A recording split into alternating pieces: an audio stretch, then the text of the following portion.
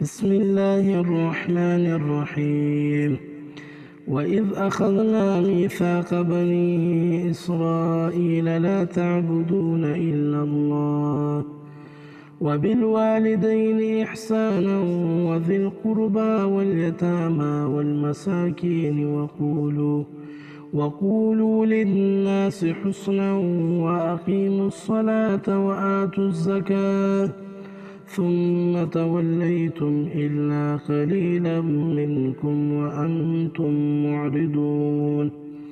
وإذ أخذنا ميثاقكم لا تسفكون دماءكم ولا تخرجون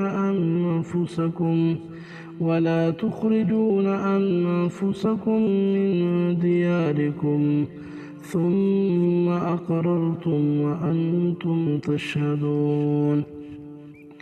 ثم أنتم هؤلاء تقتلون أنفسكم وتخرجون فريقا منكم من ديارهم تظاهرون عليهم بالإثم والعدوان وإن يأتوكم أسارى تفادوهم وهو محرم عليكم إخراجهم أفتؤمنون ببعض الكتاب وتكفرون ببعض فما جزاء من يفعل ذلك منكم إلا خزي في الحياة الدنيا ويوم القيامة يردون إلى أشد العذاب وما الله بغافل عما تعملون. أولئك الذين اشتروا الحياة الدنيا بالآخرة فلا يخفف عنهم العذاب ولا هم ينصرون.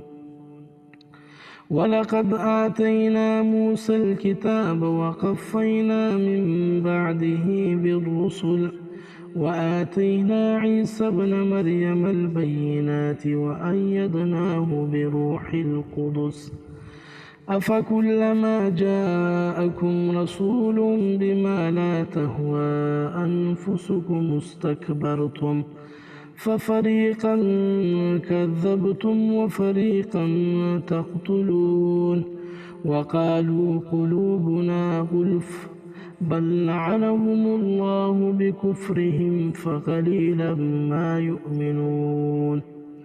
ولما جاءهم كتاب من عند الله مصدق لما معهم وكانوا من قبل يستفتحون على الذين كفروا فلما جاءهم ما عرفوا كفروا به فلعنة الله على الكافرين بئس ما اشتروا به أنفسهم أن يكفروا بما أنزل الله بغيا أن ينزل الله من فضله على من يشاء من عباده فباءوا بغضب على غضب وللكافرين عذاب مهين. وإذا قيل لهم آمنوا بما أنزل الله قالوا نؤمن بما أنزل علينا ويكفرون بما وراءه وهو الحق مصدقا لما معهم قل فلم تقتلون أنبياء الله من قبل إن كنتم مؤمنين